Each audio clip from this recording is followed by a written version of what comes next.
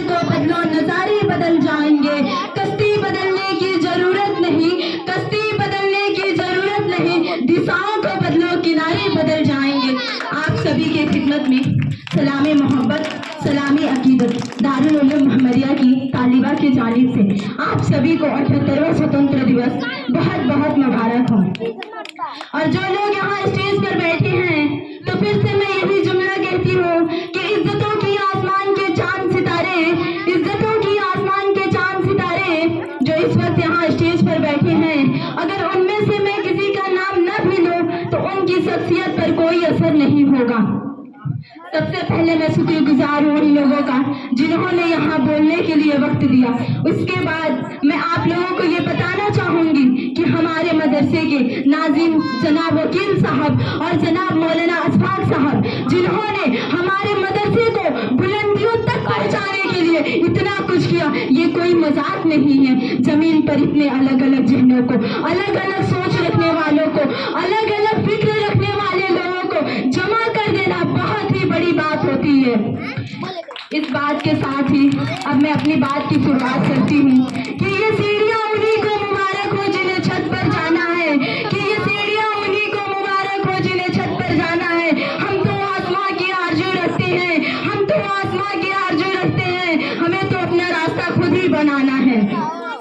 कहने को हम आजाद हैं, पर किसी की गुलामी या जंजीरों को तोड़ देना आजादी नहीं होता। आजादी का असल मतलब यह है कि देश का हर एक नागरिक सिर्फ कहने के लिए नहीं बल्कि शारीरिक, मानसिक और आर्थिक रूप से आजाद हो। परंतु वो आजादी हमें दिखेगी नहीं जिसकी हमें तलाश है। दूसरों से आजाद होना बहुत ही आसान होता है क्योंकि वो आजादी हमारी बलिदानों की नींव पट्टी की होती है, परंतु अपनी ही बुराइयों से आजाद होना इतना कठिन होता है क्योंकि खुद से खुद की लड़ाई बहुत मुश्किल होती है। आज इस स्वतंत्र भारत में हमारी लड़ाई खुद से है, क्योंकि आज दुनिया में महान बनने की चाहत तो हर एक में है, क्योंकि आज दुनिया में महान बनने की चाहत तो हर एक में है, पर पहले इंसान बनना अक्सर लोग भूल जाते हैं।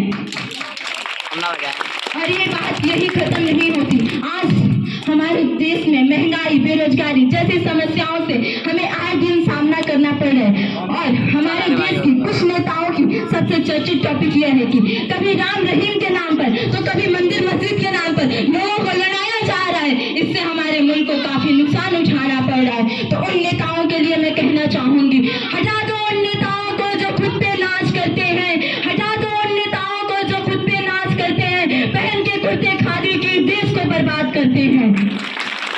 हमारा संविधान विश्व का सबसे बड़ा लिखित संविधान है। हम अपने आप में बहुत ही शक्तिशाली हैं। अगर हम कहीं मात खाते हैं तो अपने ही अंदर के अहम और वहम से। इसलिए हम सबको मुल्क की हिफाजत करनी चाहिए क्योंकि हम ही इस मुल्क की बुनियाद है। चिरागों को उछाला जा रहा है, चिरागों को उछाला जा रहा है, हवाओं पर भी रोक डाला जा रहा है। हम ही बुनियाद है इस मुल्क की, हम ही बुनियाद है इस मुल्क की, और हमें ही मुल्क से निकाला जा रहा है।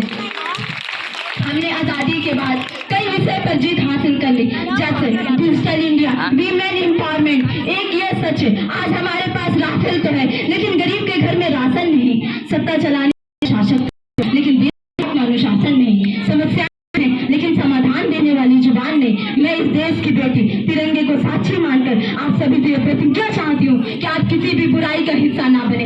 गाँव या शहर की कोई भी बेटी अगर अखबारों की सुर्खियों में आए तो अपना नाम रोशन करने के लिए आए, सिसकने के लिए नहीं। मैं अपने बात को यही विराम देते हुए बात कहती हूँ कि जिस दिन देश में प्रतिभा पलायन रुक जाएगा, जिस दिन देश में प्रतिभा पलायन रुक जाएगा, जिस दिन देश से धर्म जाति का भेद मिट जाएगा, उस दिन हर घर में तिरंगा लहराया जाएगा, उस दिन हर घर में तिरंगा लहराया जाएगा, और फिर आजादी का अमृत महोत्सव मनाया जाएगा, और फिर आजादी का अमृत महोत्सव मनाया जाएगा। जय हिंद, जय भारत।